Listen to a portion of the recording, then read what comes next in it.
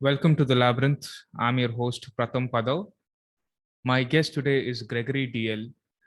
He is an author and a personal development mentor who spreads the ideals of free market capitalism and self empowerment in post communist countries like Ukraine, Georgia, and Armenia. Although he is an American author, he is currently living in a rural village in Armenia. If you find this podcast useful, do like, share, subscribe, and hit the bell icon. Leave a comment below, and you can also join the Labyrinth community. So, without further delay, let's begin.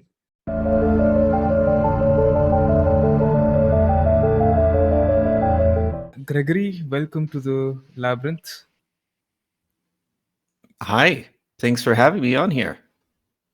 So you're an American who's currently living in rural Armenia. Why did you move from the Yeah, US to Armenia? it's funny. I get asked that here all the time, as though Armenians cannot imagine why somebody would leave the famous land of Hollywood, California, where I'm from, San Diego, to come to this country that no one's ever even heard of, except when they're talking about the Kardashians or something.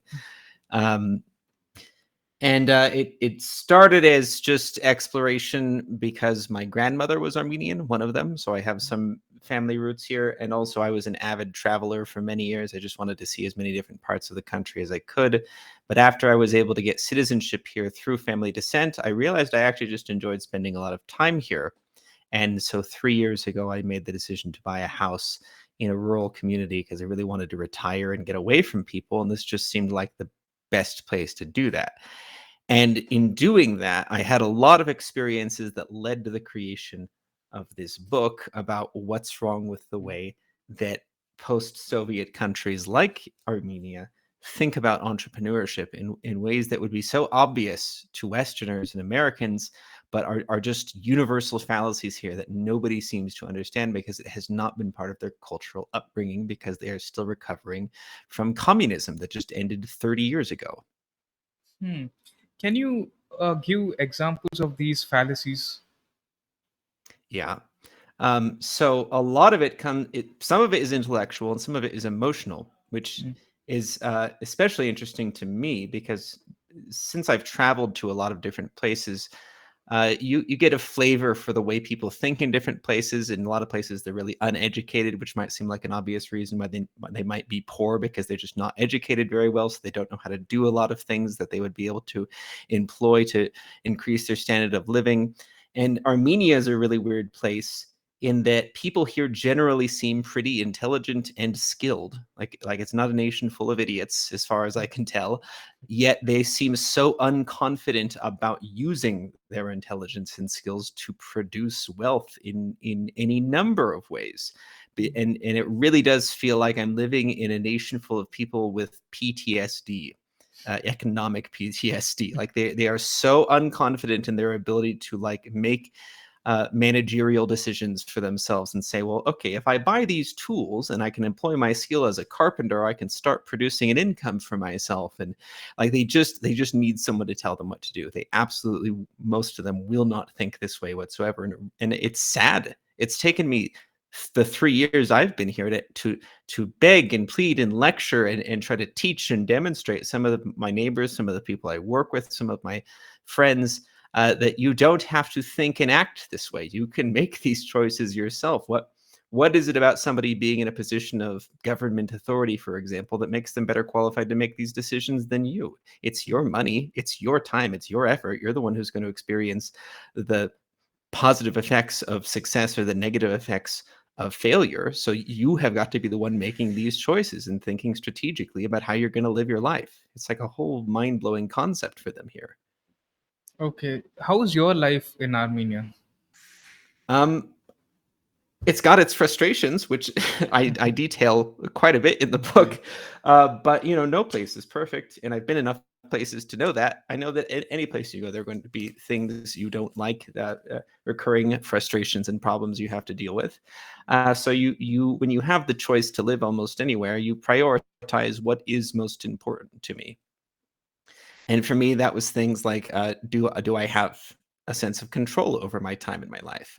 Being out in a rural area here does give me a great sense of freedom and control. There's minimal government intervention, which someone like me obviously values a lot.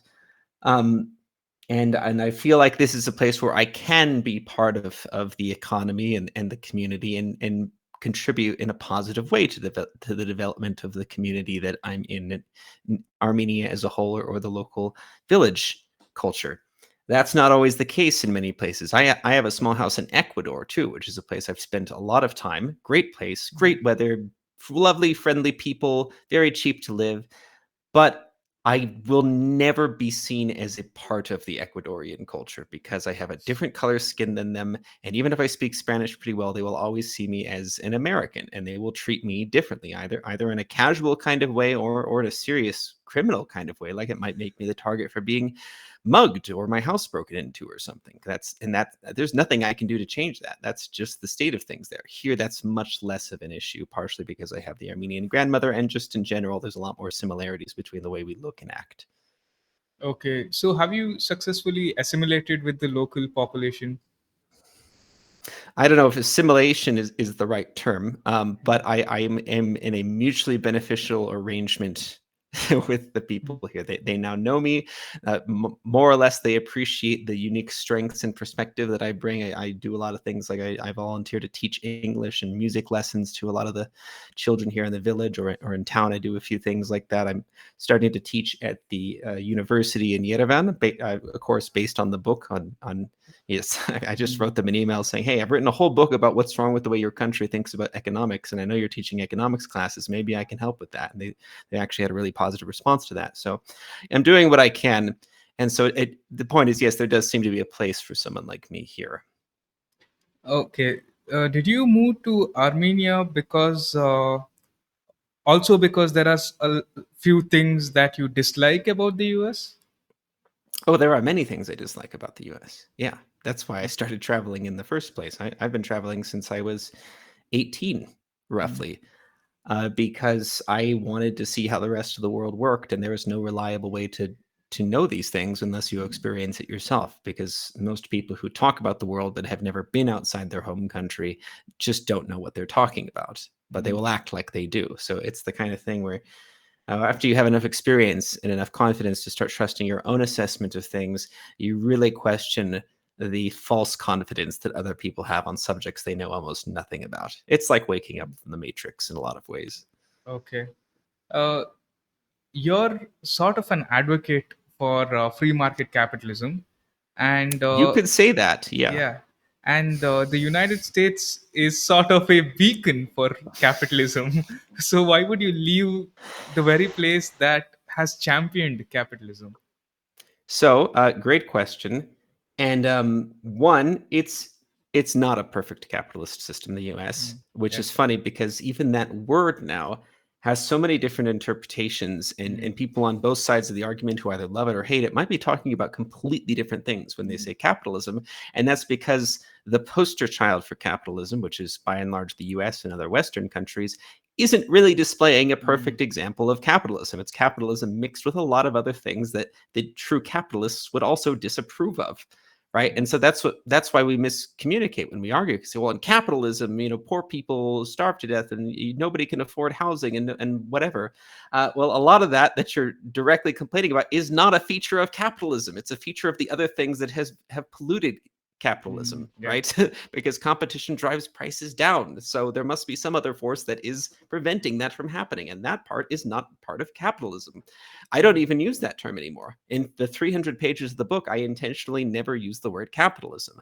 I use capital many times, but I never say capitalism because I know how subject to misinterpretation that word is. So I will use things like, the uninhibited free market, non-interventionism, non-bureaucratism, economic conditions that favor entrepreneurs, because all of these are much better descriptions of what I'm talking about. Whereas just the blanket term capitalism might mean very different things depending on the reader's biases and pre-existing opinions. So why even use a term that's just going to miscommunicate what I'm trying to talk about? So I talk about the optimization of choice, which is what Mm. capitalism is. It's no Mm. outside party violently interfering with how you choose to spend your money or sell things for money, how you choose to produce value.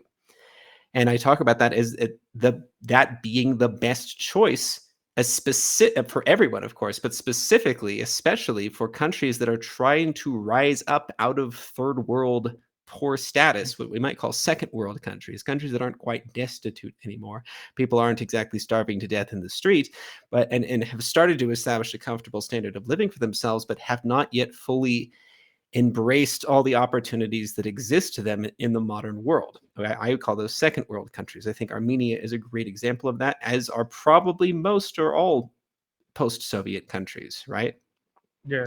And so yes, everybody could benefit from the free market and entrepreneurship, but specifically countries in this situation where they are ready to rapidly improve the way they do things and change their mindset, especially the younger generations that didn't directly experience communism but are still being held back by the opinions of their parents and grandparents. I like being in a place like that because, as I was kind of alluding to before, it's the kind of place where I feel like I might actually stand a chance at having a significant positive impact. Who in California is going to listen to me lecture about how great capitalism is? They all have their own biases and their own opinions, and they all already think they know what they're talking about. Whereas a place like here, they're much more likely to realize, oh, the way things we were doing before wasn't really working, and we're all just kind of learning as we go along now, especially the young people. They're much more likely to listen to someone like me when I say, here's what's wrong with the way your culture views business and entrepreneurship and producing value and spending money. They'll listen and say, yeah, you're right. It is crazy that I see my parents doing stuff like that. And I don't know why they do that and why they're sure that that's the right way to do it. This guy makes a lot of sense, and he has an outsider's opinions, which makes him maybe less biased and can more clearly see the things that we could improve on. That's the goal for me, to help people improve. That makes sense, and it's also smart of you to not use the word capitalism. You are an advocate for capitalism, but capitalism has become such a misconstrued. It's become a bad word in a way, because not that capitalism is bad, but the critiques of capitalism have intentionally misguided people with Mhm. regards to capitalism, and they've explained it in a wrong way for Well, I don't decades. even know if it's intentional on their part. I think they are just as confused, right? And that's why their arguments are so confused. So they don't have working, precise definitions for what they're talking about. They just have kind of this vague blanket image of what they think capitalism is, and anything that roughly corresponds to that image, they say, oh, that's what I'm fighting against, right? Like renting an apartment shouldn't cost that much money. Poor people should have more access to affordable health care, but it's Income capitalism's inequality, fault yeah. that, yeah, income inequality. You don't even know what these things mean. You don't know the causes of them. You just know you don't like them. So therefore, anything you don't like falls under the umbrella term capitalism. That they're not talking about a science, they're talking about an ideology, Yeah. right? They're just describing something I don't like and everything loosely related to it. Yeah. Not only are you from the US, you are from one of the most polarized state in the US, California. And Yeah. in the past 2 years, past many years, when you turn on the news about California, all you can hear is riots, Black Lives Matter riots, and in the past week, you see the Roe versus Wade riots, because they've Mhm. decentralized abortions back to the states. uh, how how was your life living in California, and what do you think about California culture? Well, I left California about 15 years ago. I've been back a few times since then for short periods of time. I will start by saying the positive things about California. It's a very open-minded place. Like, it's the kind of place where you can wear anything, you can date whoever you want, you can arrange your life in almost any way you want that might seem culturally forbidden in any other part of the world, or it's just strange and no one would talk to you. And in California, it's, hey, that guy's just doing his thing, you know? And it's much more accepted there. That kind of thing I really appreciate, especially now that I've had more perspective of more, let's just say, restricted parts of the world where there's far less either legal or cultural choice about how you choose to live your life. There's far more judgment and restriction. So I definitely appreciate that aspect of California more, just how much more open-minded people are. But all the other stuff you mentioned seems to have gotten a lot worse since I left, and will probably only get worse as time goes on. Um, people are very emotional in California, and they don't think too hard about their intellectual positions. They become very ideological, and they become very vocal and violent about the ideology they've chosen to endorse and try to enforce through legal means most of the time. And so, the Californian way of solving problems is to block streets and riot and protest and shun and condemn people for not conforming to how you think the law should be arranged or how a business should be run, which is kind of funny because it's like the opposite of what I was just saying about lifestyle freedom, where they'll be very open-minded about your personal choices and the way you live your life. But if your business is run in a way they don't approve of, they'll burn you down, either literally or metaphorically.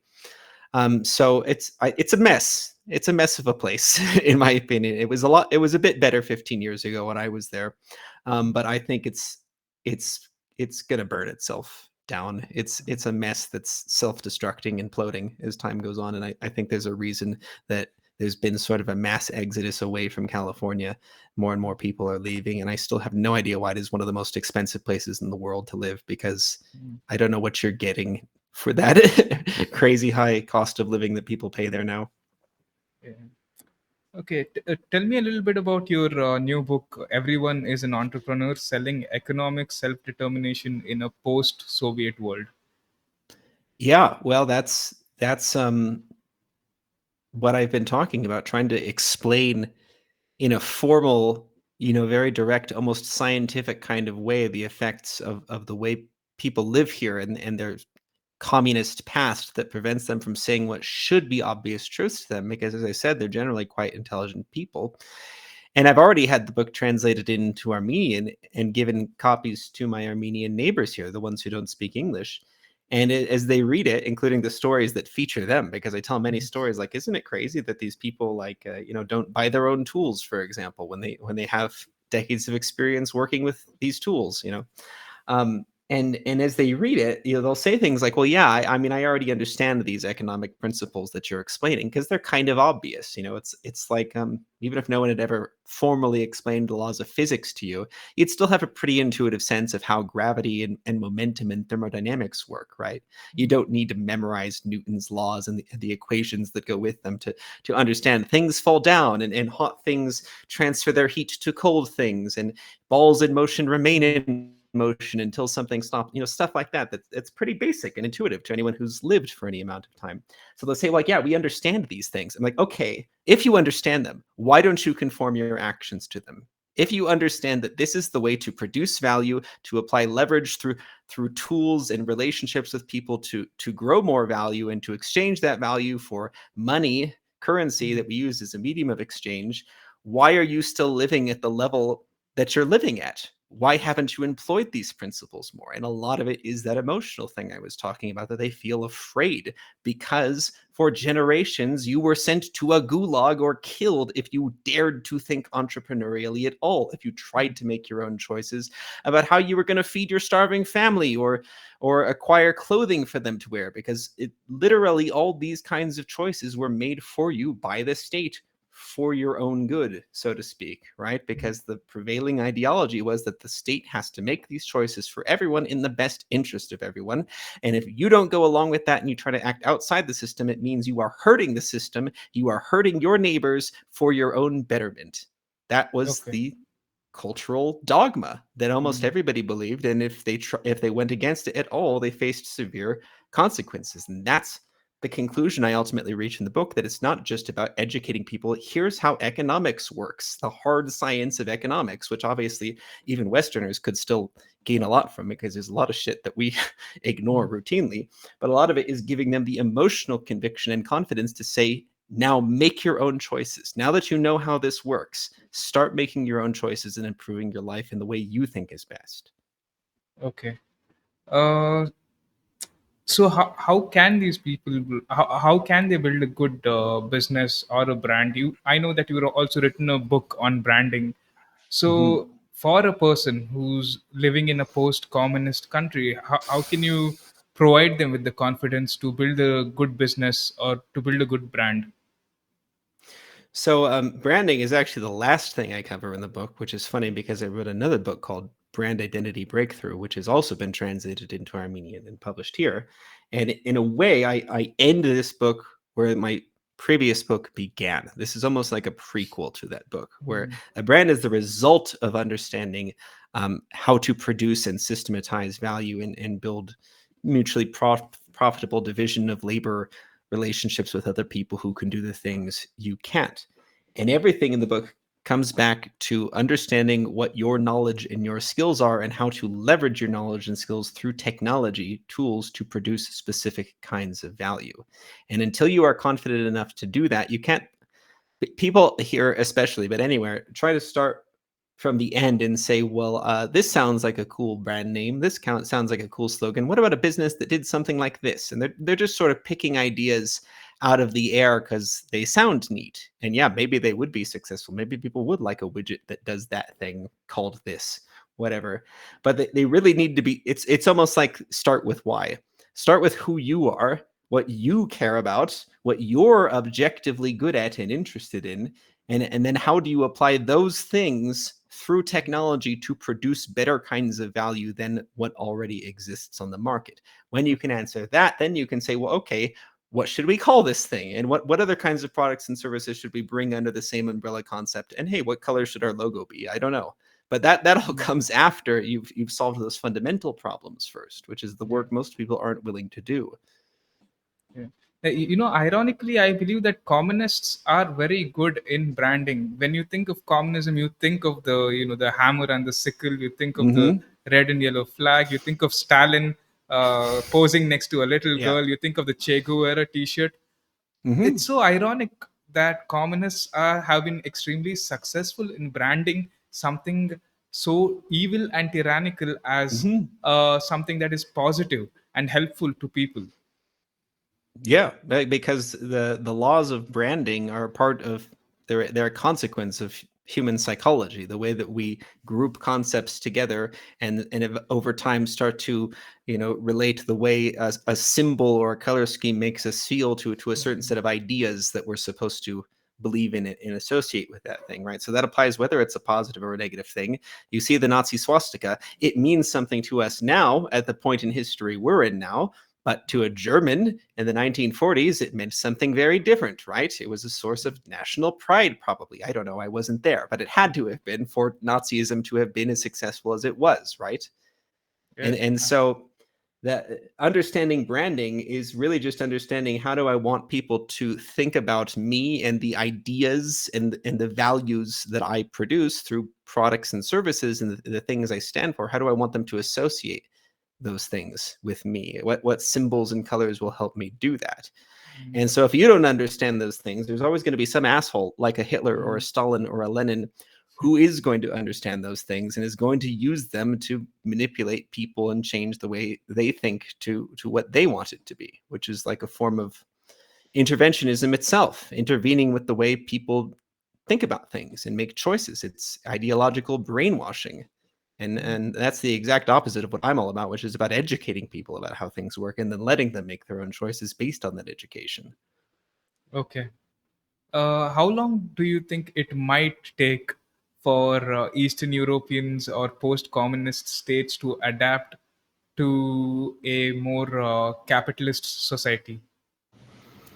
It's going to take generations, Okay. realistically. I mean, there's no getting around that because, as I said, even people who didn't grow up in communism, which is anyone under 30 now, because it ended in 1991, 31 years ago, they still need their parents' permission to think a certain way or to act a certain way. And that's a weird part of the culture here that I never quite understood because I was never like that in California. I got away from my parents as quickly as I could because I saw that they were restricting me and holding me back and stopping me from being the kind of person I wanted to be. I don't know who told me to act that way, but somehow I always had that idea from a very young age. And that almost seemingly does not exist here because I know people my age here in their 30s who still treat their parents like I need mommy and daddy's permission to do anything unorthodox. If I'm going to go away for a weekend, I have to tell them where I'm going and get their permission. And if I'm going to quit my job because I see a better career prospect somewhere else or want to start my own business, mommy and daddy have to approve because they're such strategic geniuses in business, I'm sure. They're the ones who are most qualified to make that decision for you, right? And it's just a weird authoritarian reverence that I don't understand and that is not helping the young people here. I'm not saying hate your parents. I'm saying if you're going to respect your parents, respect them for the right reasons. Respect them because you've built real relationships with them and they genuinely care about you, or they genuinely have some kind of experience and expertise that you could learn from. But never Mm. just because, well, they're my parents, I have to do what they say. That's just another form of dogma and bureaucratism. That kind of culture is extremely strong here in India where I live. I'm sure. Yeah. Yeah, it's far worse. People here are expected to worship their parents even after you're married.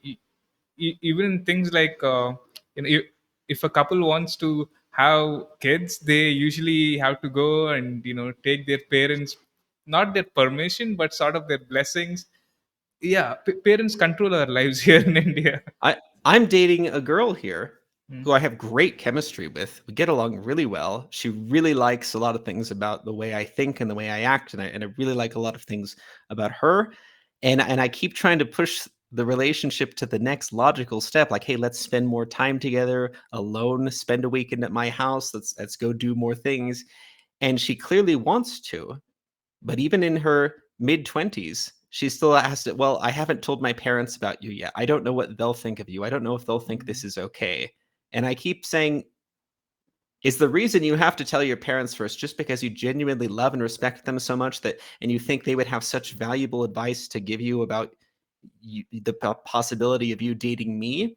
Or is it because you are terrified to do anything that they have not approved of, including aspects of your private romantic life? Like, and she doesn't have answers to these questions because no one has ever asked her these things before. I feel like she's in a prison, and I'm slowly trying to break her out of that prison, like with my little ice pick, Mm. chipping away at the walls or something. I don't Mm. know if it's going to be successful or not, but that's the kind of thing I'm dealing with here on a daily basis. Mm. Yeah, I think that's because people in Eastern Europe and also here in Asia are heavily influenced by culture and religion. We are far more religious than people in the West, and as a result, we tend to take things more slowly. We are far more conservative. If we have to take a relationship to the next level, we are far more cautious because that's sort of ingrained in our culture.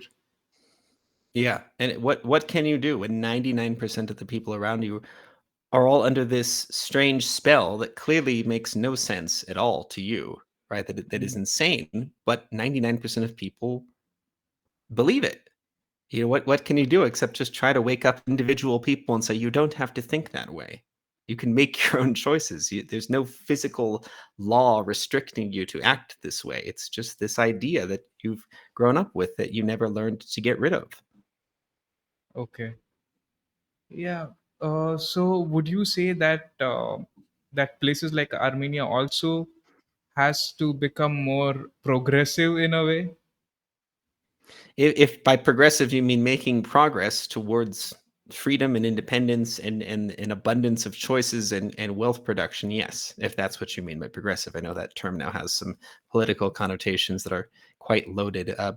So that's unfortunate that we have to, even in talking about these things, I have to specify exactly what I mean when I use certain terms, because otherwise people are going to misinterpret what I mean. Yes, I think we need to make progress towards freedom and wealth production, the optimization of choice and abundance. That's what I'm trying to make progress towards. But that's Mm, even how I define wealth in the book. Wealth is having an abundance of opportunities and options for solving problems or getting what you want in life. Money is one aspect of that. The more money you have, the more stuff you can buy. But that's not wealth, what wealth is in principle. Wealth is opportunities to pursue what you subjectively value. okay. This example that you just gave about this girl that you're dating in her mid 20s, or people generally in countries like Armenia or even here in India, we think a lot about what our parents would think about us, what society would think about us. And that reminds me of your TEDx talk that you gave. Who are Mm. we when the world stops telling us who to be? Uh, Hmm. who are we? Seriously. Yeah.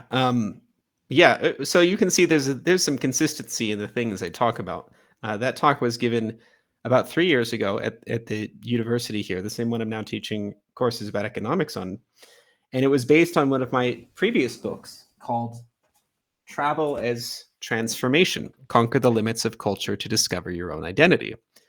And which was really just about a series of observations I had about myself that as I traveled the world for more than 10 years, Mm, starting at age 18, I mm, had a lot of awakenings about what I assumed were like inviolable truths about myself, but were really just consequences of the place I happened to grow up in Southern California the first 18 years of my life.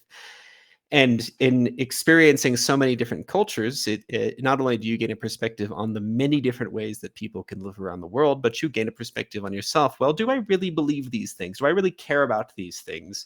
What other things might I believe and care about? Who might I become if I gave myself complete freedom to do that and let go of all my cultural baggage of the past that confined me to just being a certain kind of person? That's what I mean by conquering the limits of culture to discover who you really are. And in doing that, you find also that, yeah, some of the things that you learned while living in the place that you happen to be from may actually be authentic parts of yourself that you were able to discover. But now you see them applied in so many different contexts. You know, am I just interested in painting because I took a painting class in my high school in California? How many other ways might I explore that interest? What else might I do with it beyond just the way I was taught to paint or what a painter is, as an arbitrary example? okay. Uh, do you think there are advantages to living in a religious conservative society? Are there advantages to it? I mean, are there advantages to religion in general? Probably. I mean, we've had religion for as long as we've had human history, so there must be a reason why. There must be a cultural role that it's playing. But I think it is very, very easy for this tool of, let's call it a community building tool and a philosophical tool. I think it's very easy for this tool to become a prison, to become a burden when it starts dictating what we must do and how we must act, instead of encouraging us to explore the fundamental philosophical nature of reality, right? Like, is there a God? How does he want us to act? Those are cool questions to ask. I think that's the most useful thing that religion does for us, as in addition to giving us a community of people who are also asking and answering, trying to answer those questions. But it very easily becomes oppressive when we start saying, okay, my children must act this way, my neighbors must all act this way because this is how I've chosen to answer this question. Mm, And then it just becomes tyranny. It becomes another form of bureaucratism, which throughout the book I say is the direct opposite of entrepreneurship, because bureaucratism solves problems through force and violence rather than innovating solutions and encouraging people to adopt them because they work better. mm, yeah, that makes a lot of sense. As a personal development mentor, what kind of advice would you give to young people who want to improve themselves? The most important advice I could give to anyone, whether they're here in Armenia, there in India, or back at my home in California or anywhere else, is that to understand yourself first, Mm, which you can only do by first ignoring what everyone has told you you are supposed to be, either in an explicit way with words, or in that unspoken and cultural kind of way where everything is just subtly influencing you. And when you know who you really are, it becomes a lot easier to adopt the entrepreneurial paradigm of life, where you start to try to take more and more control of your life and make choices that help you to the maximum possible extent, which usually means applying your knowledge and skills to produce wealth of some kind, value of some kind, which is what gives you the leverage to become wealthier, which may mean being a millionaire, or it may mean something completely different. It may just mean the freedom to buy a house in a rural Armenian village and mm, full of cats, and teach music classes to children on weekends, and write books from home. That's what I'm spending most of my time doing. You know, to me, mm, that's wealth because I have the freedom to make those choices, right? mm, That's the outcome that I think everybody would pursue if they gave themselves total emotional freedom to make those kinds of choices. It won't look the same for them. It won't be a rural Armenian house for everyone. But the point is to have the freedom to pursue what you want according to the strategy that makes the most sense for what you want. You have to remove those psychological barriers first, which is what entrepreneurship is all about. mm. Would you ever consider moving back to the US? The US is a big, diverse place. Mm, So I can't say categorically, no, it's all worthless.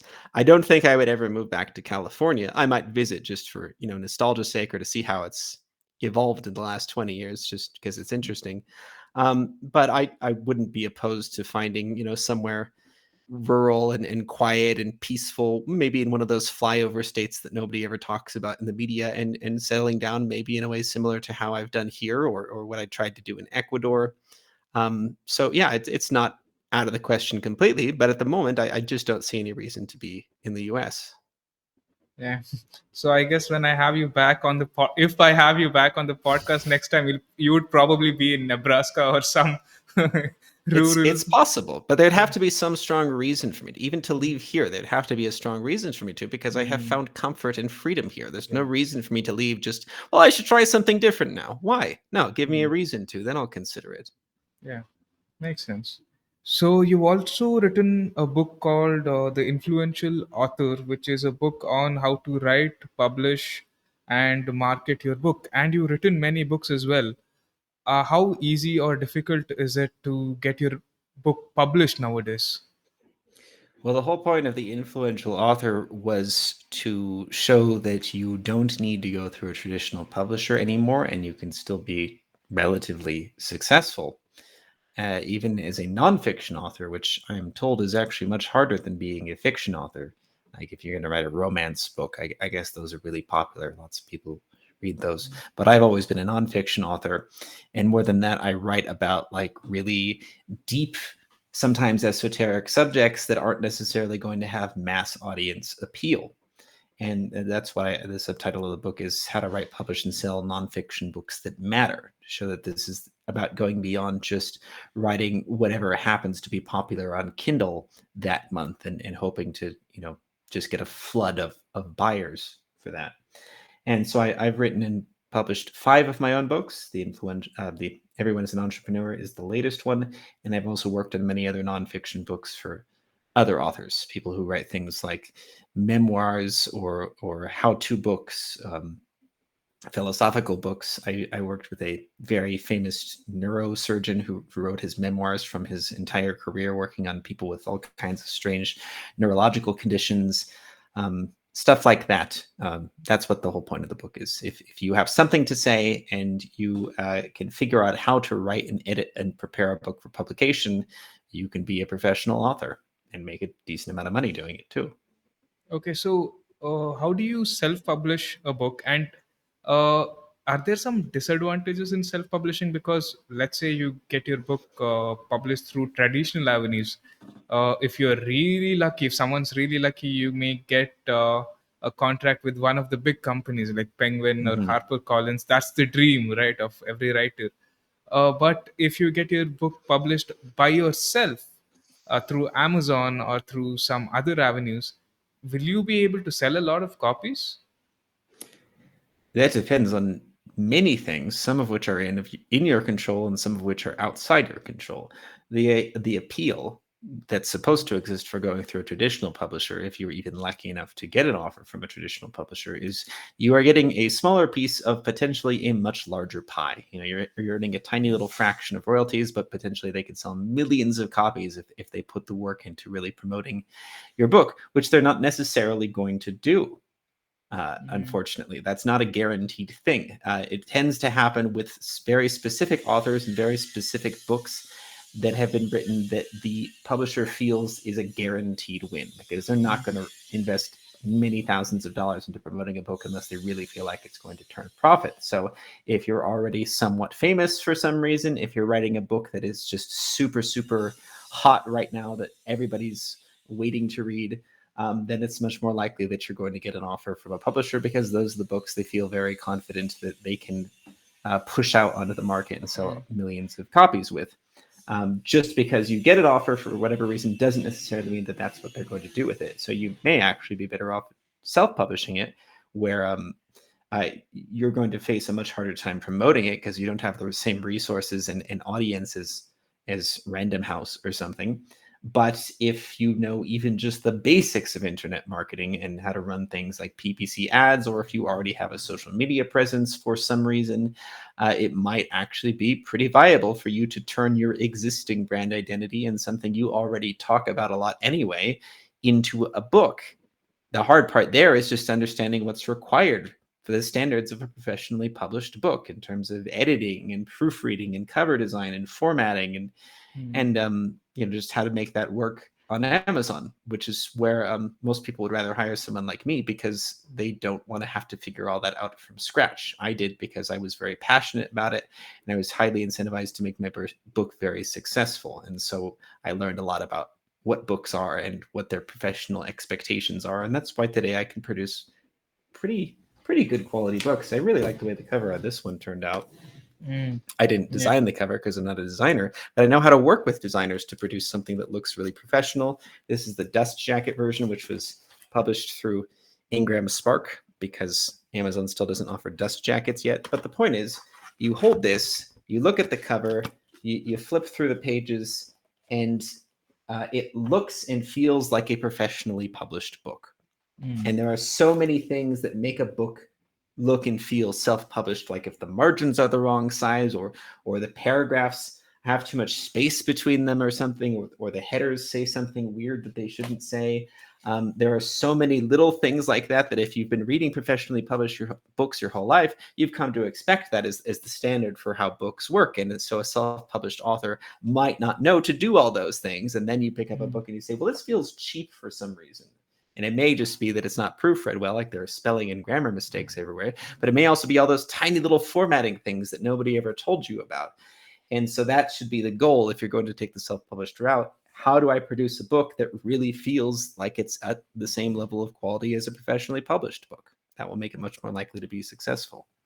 Okay. Yeah. So yeah, that does make sense. So if a guy has to get his book self-published, he has to get it proofread, make sure that the formatting and the marketing is done well. So he has to go through again. He has to go through a small self-publishing firm. He can do it all himself if he feels confident taking Okay. on all that responsibility. I mean, you're not going to do every step of it. Like I said, I'm not a cover designer and I will never be a cover designer, but like I do all my own editing and proofreading because I know I have the skill set for that. So whatever, you're doing, whatever limitations on your time and budget you have to figure out, what am I comfortable doing? Do I just want to write the rough draft? Do I want someone to ghostwrite it for me? Do I want to do most of my own editing but have someone else do the proofreading and the formatting? Or figure that out yourself, and then the rest hire someone to do. Okay. Yeah. Makes sense. So what are your future plans? Um, I want to produce a lot more educational content. Books are a very good medium like that for someone like me because of the way I communicate long form, intense explanations of things. You've read my work, so you know like Yeah. the way I write. Books are a good medium for that, but I don't want to be limited to just books. I'd like to produce more, maybe video content on YouTube or something, and maybe get more involved in the local universities here, but I don't want to be limited to just that. I may have to look into the best way for someone like me to embrace other mediums. But yeah, essentially my life will probably be about to staying at home, talking about and writing about the things I care about. I'm okay with that. I think that's a good life for someone like me. Okay. I mean, you've done a lot of things. You traveled to multiple countries. You moved from one country to another country. You've written books. Uh, Mhm. so, if I may ask, what do you think is the purpose of life? Okay, the purpose of life. Right? I interpret that question to mean, what will experiences will human beings find most meaningful? Yeah. Yeah. Okay. There's not a universal answer to that Mm, question because everybody has a different set of values, what they find meaningful. There will be some similarities probably among large groups of people, but it will never be exactly the same for all people.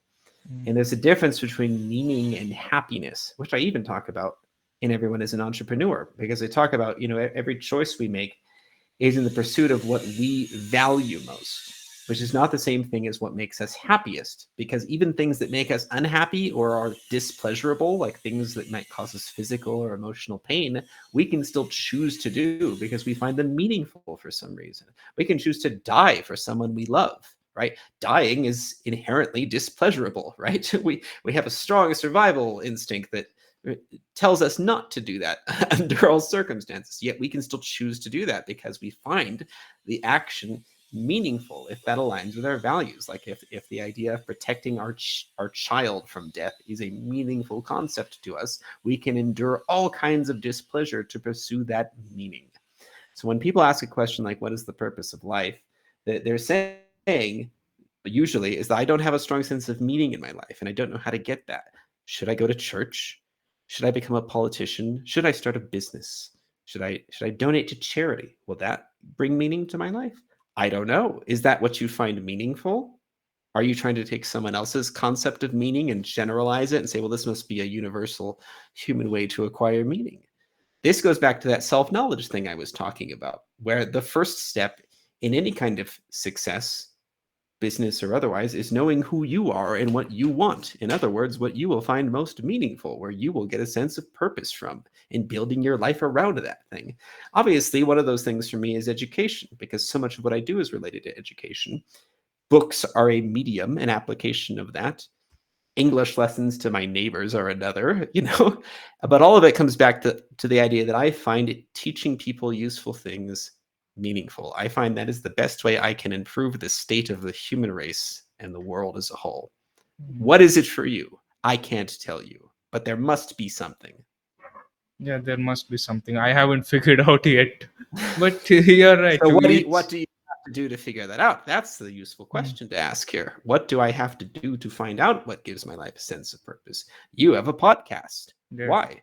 That requires a fair amount of your time to maintain and to produce new episodes and to promote, right? Why do you do that? What are you getting from it? Mm. Yeah, that's a very good question. People have asked similar questions like this as well. Like, what do you want from this podcast? I don't entirely know, but this podcast has helped me in many ways. Like, I wouldn't have known your existence if Mm-hmm. not for this podcast. I wouldn't have known a lot of people if not for this podcast. I'm glad that I'm doing this creative endeavor because I get to know a lot about myself the same way you get to know a lot about yourself through writing and through education. So, Mm-hmm. what I would tell people is to figure out what is that one thing. It could be writing, it could be podcasting, it could be starting your own video content on YouTube, but just go for it and don't shy away like some of the people in Armenia, as you mentioned, who have the tools, but they're Mm-hmm. just shying away from using it.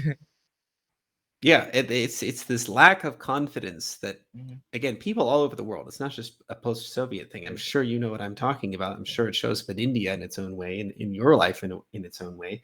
That I feel like I need someone's permission, or I Mhm. need someone to instruct me what to do. I cannot just independently make that choice based on my own analysis of what seems like the best thing to do. I think that's the disease we really need to help people get over. Who is Yeah. more qualified than you to make choices about your life? Mm. Yeah, now I have to ask another question because of the times that we live in. In the Mm-hmm. past 2 years, we're seeing governments using phrases like "you have to give away your individual rights for the greater good." You are not qualified to make decisions for yourself, and we Mm. saw that in the form of lockdowns or mandates, vaccine mandates, or and many other bunch of other things. What do you think about these issues? I mean, my political biases should be pretty transparent. I'm Yeah. I'm a strong proponent of individualism, freedom, leaving people alone unless they're hurting you. And most people, depending on how you phrase that question, would also agree that they agree with freedom and they agree with empowering individuals. Uh, to a point, and that Mhm. point will differ for everyone, because an argument could be made, well, if we don't force people to wear masks and get vaccines and stay in their house on lockdown, they will be hurting other people, right? So therefore, we need to defend them preemptively, because otherwise all these irresponsible people will be running around spreading diseases. And that seems like a reasonable thing in an isolated case if you don't think about it too much, except that if that's your standard for what constitutes defending people and when it's justifiable to use force to make people act a certain way, you realize you can use that for just about anything. That you could always say, well, if I don't force people to act this way, they might do something else that constitutes harm to someone else, either directly or indirectly. So it becomes a very slippery slope. And that's why you have to be hard and firm about when you say it's okay to interfere with the choices people make in their lives. And that's why the answer for me is never. It is, if something is a good idea, people should be free to choose that idea. If it is a good idea for people to stay in their homes and get vaccines and wear masks, the burden should be on you to market that idea to them, to say, here's why you should choose to do this, because your life will be better and your neighbors' lives will be better. And this is in line with your values. This is a choice you should be making. But the moment you say, I will send you to jail or I will shoot you if you don't do what I think is best for you, you've become a tyrant, whatever your justification is. Yeah, I completely agree with you. And this was a wonderful conversation. Thank you, Gregory, for coming on the Labyrinth. Thanks for having me. It's a great discussion. Hope people are inspired to check out the book or just to reassess what they think about the best way to pursue their own values is.